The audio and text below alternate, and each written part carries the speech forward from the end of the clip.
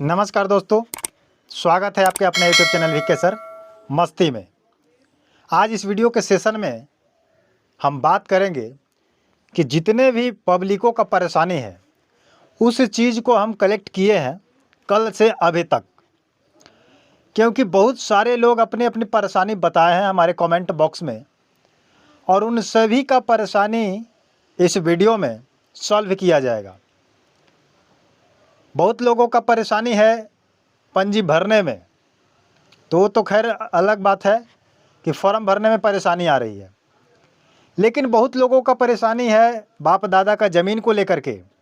4 भाई है तो लेकर के, 5 भाई है इसको लेकर के, समझ रहे हैं कि नहीं, बहन है इसको लेकर के, है कि नहीं, किसी का मृत्यु हो चुका है और अपने नाम पर करवाना चाहते हैं, इस चीज़ को लेकर के परेशानी है।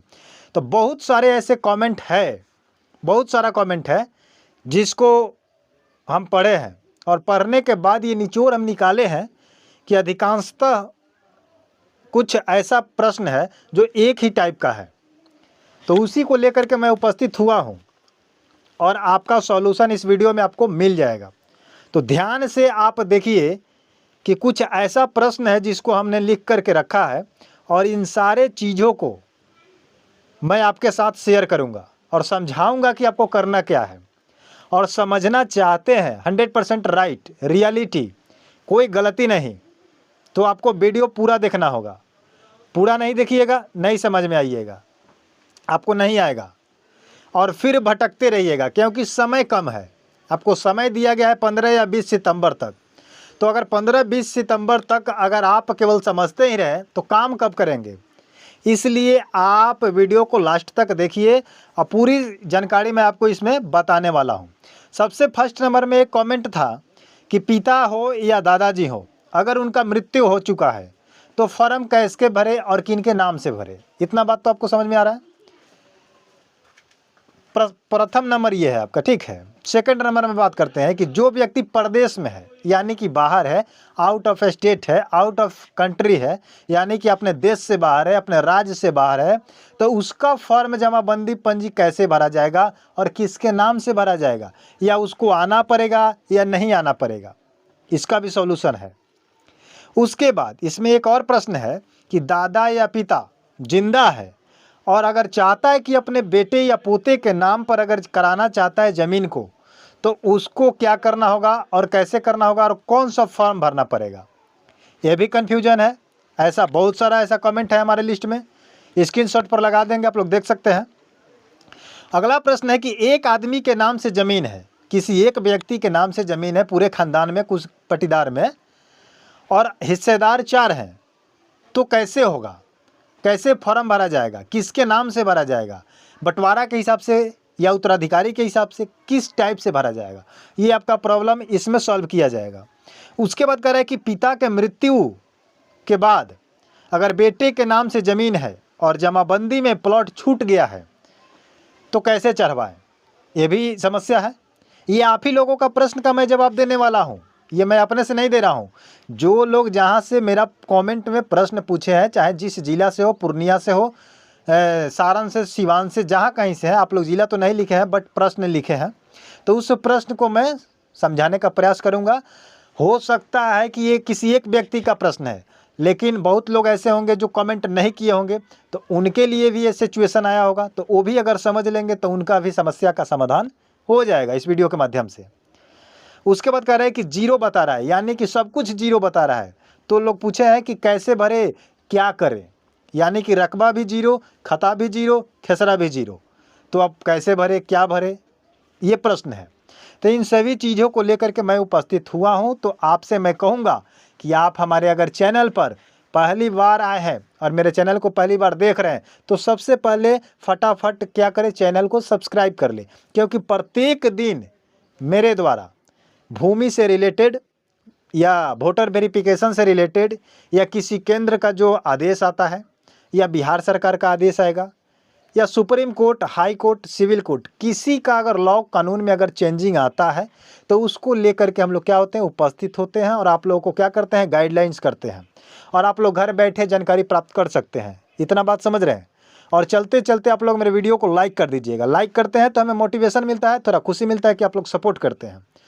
उसके बाद आपको क्या करना है, कुछ नहीं करना है, वीडियो को क्या कीजिएगा, शेयर कर दीजिएगा कि जितने भी लोग इस चीज़ से परेशान हैं, उनका सिचुएशन दिक्कत है, परेशानी है, तो उनको कष्ट दूर हो जाए और अपना काम आसानी से कर ले। क्योंकि बहुत ऐसे ज़मीन है, बहुत ऐसे पट्टीदार हैं जो आपके ज़मीन को मतलब सोचते हैं कि मैं सब सारा ज़मीन हड़प लूँ और आपको ना दूँ, आपको ना बताएं। तो ऐसे में बहुत सारे लोग हैं, लालची हैं, बट ऐसा होगा नहीं। चलिए वीडियो को स्टार्ट करते हैं। सबसे फर्स्ट नंबर सवाल का जवाब मैं दे रहा हूँ। फर्स्ट में लिखा है कि पिता और दादा अगर मर गए, यानी कि उनका मृत्यु हो गया, तो फर्म किसके नाम से भरा जाएगा और कैसे भरा जाएगा। तो जो जमाबंदी पंजी आपको मिला है तो आया होगा आपके दादाजी के नाम से या पिताजी के नाम से, जिसके नाम पर ज़मीन होगा और जमाबंदी होगा उसके नाम से आया होगा। इतना बात आपको पता है। तो जो मर चुके हैं और आप चाहते हैं कि मैं उसको अपने नाम करा लूँ, तो अपना नाम कराना चाहते हैं तो उसके लिए एक फर्म है, उत्तराधिकारी नामांतरण। इस फॉर्म को आपको क्या करना है, ऑनलाइन से डाउनलोड करना है। डाउनलोड करने के बाद उसको भरना है और भरने के बाद आपको कुछ साक्ष्य लगाना है, जैसे खतियान हो, रसीद हो, केवाला हो या दस्तावेज, उसी को कहते हैं। इस चीज़ को जैसे जिस पिताजी के नाम पर या दादाजी के नाम पर जो ज़मीन है उसका आपको एक सबूत लगा देना होगा और उत्तराधिकारी फॉर्म को क्या करना होगा, भरना होगा। अगर अकेले हैं तो, अगर आपके साथ कोई भाई है, 2-4 भाई हैं या बहन है, तो अगर बहन आपका हिस्सा नहीं लेना चाहती है तो बहन के लिए आप क्या कीजिएगा कि एक एनओसी लगा दीजिएगा। एनओसी मैंने समझते हैं, एनओसी मतलब होता है नो ऑब्जेक्शन सर्टिफिकेट, ठीक है। एनओसी के मतलब होता है नो ऑब्जेक्शन सर्टिफिकेट। ये बहन से लगवा लीजिएगा, ठीक। अगर बहन से नहीं लगवाइएगा तो हो सकता है कि बहन आपके संपत्ति पर दावा आपत्ति कर सकती है। और जब एनओसी ले लीजिएगा नो सर्टिफिकेट तो नहीं देना पड़ेगा। अगर 4 भाई है, 3 भाई है, 2 भाई हैं, तो इस चीज़ को आपको क्या करना होगा, बंटवारा नामा बनवाना होगा, वंशावली बनवाना होगा। और कहीं से बनवा सकते हैं, सरपंच, मुखिया, वार्ड सदस्य या किसी से बनवा करके, या उसको पर साइन सिग्नेचर मोहर कर करके आप उसमें अपना वंशावली बना करके और बंटवारा नामा बना करके, और उस पर क्या कीजिएगा कि 2-4 व्यक्तियों का गवाह लगा दीजिएगा सिग्नेचर के रूप में। उसको लेकर के संलग्न करके और पेपर जा कर के शिविर में क्या करना है, आपको जमा कर देना है। तब जा कर के ये काम हो जाएगा। किन के लिए, जिनका पिताजी मर चुके हैं, दादाजी मर चुके हैं और उनके नाम पर ज़मीन है और अपने नाम पर कराना चाहते हैं। तो अगर किसी पट्टीदार ने अगर ऑब्जेक्शन लगा दिया, असहमति कर दिया, तो वहाँ पर आपका फिर दादाजी या पिताजी के नाम पर ही रह जाएगा, वहाँ पर ट्रांसफ़र नहीं होगा, क्योंकि ऑब्जेक्शन नहीं आना चाहिए किसी भी हाल में। अगले क्वेश्चन को कहते हैं कि जो व्यक्ति परदेश में है तो क्या करे। जो व्यक्ति परदेश में है, अकेले हैं, उनके घर में अगर कोई नहीं है तो आपको घर पे आना होगा। आपका रोजी रोटी बंद करना पड़ेगा और घर पे आना होगा। अगर आप नहीं आते हैं तो आपका जमाबंदी पंजी हो सकता है कि कोई अगला उठा ले और गलत सलत भर के अगर कहीं दे देता है तो दुश्मनी वाइज तो आपका ज़मीन इधर से उधर हो सकता है। लेकिन जो व्यक्ति परदेश में है और उनका घर पर कोई व्यक्ति है, चाचा, भाई, भतीजा, जो भी है, अगर सही ईमानदार है तो आप उसको भेज करके जमाबंदी पंजी उठवा लीजिए और वहाँ से आप क्या कीजिएगा कि उसके नाम से आप भरवा करके भेज सकते हैं। इसमें कोई प्रॉब्लम नहीं है। अगर किसी को शक है कि कोई दिक्कत हो जाएगा तो आप अपना घर पर आकर के ये काम कीजिए, नौकरी को छोड़िए कुछ दिन तक, फिर नौकरी कीजिएगा, क्योंकि बिहार सरकार का आदेश है। उसके बाद करें कि दादा या पिता जिंदा है और अपने पोता या बेटे के नाम से अगर कराना चाहता है तो क्या करें। एक तो मैं बताया आपका मृत्यु के बाद, लेकिन ये कह रहे हैं कि जिंदे हैं, पिताजी भी जिंदा है, दादाजी भी अगर जिंदा है, अगर चाहते हैं, पिताजी अगर चाहते हैं कि अपने बेटे के नाम पर पूरे संपत्ति कर दे, 2-4 है तो बंटवारा कर दे, अगर अकेले है तो सिर्फ उसी के नाम पर कर दे, जीवन से हम मुक्त हो जाएंगे और पूरा संपत्ति उसके नाम पर हो जाए। दादाजी अगर चाहते हैं कि अपने पोते को दे दे, क्योंकि बहुत ऐसे दादाजी हैं कि अपने किसी एक पोते को क्या करते हैं, मानते हैं, रखते हैं, जो सेवा हुआ करता है उसके नाम पर ज़मीन लोग दे देता है, जिसको हम लोग क्या करते हैं, बख्शिशनामा भी कहते हैं। तो ऐसे स्थिति में कर सकते हैं। तो इसके लिए आपको क्या बनवाना पड़ेगा, कुछ नहीं बनवाना है। अगर दादाजी जिंदा है, पिताजी जिंदा है और अपने बेटे पोते के नाम पर कराना चाहते हैं तो सिर्फ आप उत्तराधिकारी नामांतरण फॉर्म को क्या करेंगे, भर देंगे। भरने के बाद जो आपका दस्तावेज होगा लगा दीजिएगा और प्लॉट नंबर जो भी होगा, कहाँ कहाँ आप दे रहे हैं, अगर पूरे संपत्ति चढ़ा रहे हैं तो पूरे संपत्ति को चढ़ा दीजिए, इससे कोई प्रॉब्लम नहीं होगा। अगले प्रश्न पर चलते हैं। कह रहे हैं कि एक आदमी के नाम से अगर ज़मीन है, हिस्सेदार 4 है, यानी कि किसी एक व्यक्ति के नाम पर जमाबंदी चल रहा है, पूरा ज़मीन उसी के नाम पर चल रहा है और 4 पट्टीदार है, तो कैसे फार्म को भरे। तो यहाँ पर परेशानी ये है कि सबसे पहले आप 4 पट्टीदार को उस फर्म को जमाबंदी पंजी को क्या करें कि फ़ोटोकॉपी करा करके सबको दे दें। सबको देने के बाद सभी लोगों से राय ले, मसौदा ले कि अगर आप उसी के नाम पर यानी कि दादाजी के नाम पर है या पिताजी के नाम पर या परदादा के नाम पर या आपके मम्मी के नाम पर, तो अगर उसी के नाम पर अगर छोड़ना चाहते हैं तो आप संयुक्त माने जैसे है वैसा ही छोड़ दीजिए, उससे कोई प्रॉब्लम नहीं है, उसी के नाम पर ट्रांसफ़र रहेगा। अगर ट्रांसफ़र कराना चाहते हैं अपने नाम से तो चारों भाई अलग अलग बंटवारा नामा बना करके और शेड्यूल बना करके और वंशावली बना करके और उसमें लगा करके भरिएगा, तब जा करके आपके नाम से हो जाएगा। अगर चाहते हैं कि अलग अलग मेरे भाइयों में ना हो, पूरा ज़मीन हम लोग जैसे बो रहे हैं जोत रहे हैं वैसे रहे और जमाबंदी एक रहे, ज़मीन का रिकॉर्ड एक रहे, तो आप संयुक्त खाता खुलवा सकते हैं, यानी कि संयुक्त जमाबंदी बनवा सकते हैं, यानी कि चारों भाइयों का नाम उस जमाबंदी पंजी में डाल सकते हैं। इससे कोई दिक्कत नहीं होगी। समझ रहे? अगला प्रश्न ये है कि पिता के मृत्यु के बाद बेटे के नाम से जमाबंदी है, ज़मीन है, जमाबंदी है और प्लॉट छूट गया है, तो जितना मैं बता रहा हूँ इसको ध्यान से देखिए कि अगर जमाबंदी पंजी जो आपके सामने आया है, हो सकता है कि उस जमाबंदी में बहुत सारा प्लॉट होगा, 5, 10, 20, 50 बहुत रहता है, किसी में 1 भी रहता है, किसी में 2 भी रहता है। तो वैसी स्थिति में आपको पता चल रहा है कि इसमें मेरा ज़मीन बहुत ज़्यादा है और छूट गया है, गवर्नमेंट यानी कि विभाग ने इसको नहीं चढ़ाया है, तो आप चढ़वाना चाहते हैं, तो जो फॉर्म दिया गया है उस फॉर्म में जाकर के नीचे पढ़िएगा, उसमें दिया गया होगा। उस फॉर्म को मैं आपको दिखा रहा हूँ, ध्यान से देखिएगा, ठीक है। उस फॉर्म में नीचे लिखा गया है कि आपको फॉर्म प्लॉट नंबर अगर छूट गया है तो आपको क्या करना है और कैसे करना है। ये पेपर आप देख लीजिए, देखिए ये पेपर देख रहे हैं। इस पेपर में देखिए यहाँ पर नीचे लिखा हुआ है, थोड़ा सा ध्यान से देखिएगा, मैं बता दे रहा हूँ, थोड़ा सा लाइट के वजह से प्रॉब्लम होगा आपको।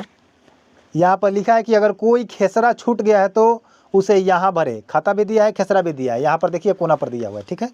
तो इसमें आप जितना आपका खाता छूट गया है, जितना खेसरा छूट गया है, रकबा छूट गया है, उसको आप क्या करेंगे, यहाँ पर भर करके उसका चौहद्दी यहाँ डाल करके और यहाँ पर जो सबूत मांग रहा है ये सबूत लगा करके आप इसको क्या करेंगे, सबमिट करा देंगे, यानी कि शिविर में जमा करा देंगे। अब बात करते हैं कि जिन व्यक्तियों का किसी का 1 0 दिखाई दे रहा है, किसी का 2 0 दिखाई दे रहा है और किसी का तीनों यानी कि टोटल 0 दिखाई दे रहा है, यानी कि किसी के व्यक्ति में देखिएगा कि खता है तो खेसरा नहीं, किसी का खेसरा है तो खता नहीं, किसी को खता है खेसरा है रकबा नहीं, किसी का रकबा है खेसरा है खता नहीं, ऐसे ऐसे करके प्रॉब्लम है। और किसी का खता भी नहीं है, खेसरा भी नहीं है, रकबा भी नहीं है, तो इस स्थिति में आप क्या कीजिएगा। ये भी कमेंट आया था, ये भी प्रश्न है। तो इस प्रश्न के लिए मैं बता रहा हूँ कि जितने भी व्यक्ति के साथ ऐसा हो रहा है या हुआ है अभी तक, तो सबसे पहले आप क्या कीजिए कि जिस जमाबंदी में जमाबंदी नंबर देख लीजिए कि जमाबंदी नंबर कौन सा है, उस जमाबंदी का आप देखिए जाकर के केवाला या खतियान या रसीद कटवाए होंगे उसको कि किसमें उसका नंबर मिल रहा है। जिसमें उसका नंबर मिलेगा जमाबंदी वाला, उसमें देखिएगा नीचे जाकर के उसमें खता दिया होगा, खेसरा दिया होगा, रकबा दिया होगा, उस सारा चीज़ उसमें से पढ़ करके और इस फॉर्म में आप भर सकते हैं, ठीक है। तब जा करके आपका सॉल्यूशन हो जाएगा। ऐसे बहुत सारे कमेंट हैं जिसको अब मतलब कह सकते हैं ना कि अगर पढ़ करके अगर उसका समझाने लगे तो करीब करीब 2 घंटा का सेशन का वीडियो बन जाएगा। इसीलिए मैं मोस्ट इम्पोर्टेंट निकाल करके आपको कुछ बता दिया हूँ जिससे आपका हेल्पफुल हो जाए और आप आसानी से काम कर सकते हैं, ठीक है। लेकिन अभी भी इसके बाद अगर कुछ नया प्रक्रिया से आप कोई गुजर रहे हैं और आपको दिक्कत हो रही है तो कमेंट में ज़रूर बताइएगा। और मेरा वीडियो आप कहाँ से देख रहे हैं, किस ज़िला से देख रहे हैं, या हो सकता है कि आप ज़िला में नहीं हो, किसी अदर स्टेट में हो, बाहर हो, विदेश हो, तो वहाँ से ही बताइएगा, तो हमें संतुष्ट होंगे, थोड़ा खुशी मिलेगा कि चलिए वीडियो कहाँ तक पहुँच रहा है, लोगों को कहाँ तक जानकारी मिल रहा है। और अगर प्रत्येक दिन अगर चाहते हैं कि अच्छा से जानकारी हमें मिले तो हमसे जुड़ जाइए, क्योंकि हम लोग विभागीय आदमी हैं। हम लोगों को नोटिफिकेशन नोटिस सब कुछ सबसे पहले मिलता है, जिसको लेकर के हम लोग क्या करते हैं, बता देते हैं। समझ रहे बात को। तो इसलिए आप लोगों से मैं कहूँगा कि आज की इस सेशन में, इस वीडियो में बस इतना ही। मिलते हैं नए वीडियो के साथ, नए अपडेट के साथ। तब तक के लिए जय हिंद, जय भारत।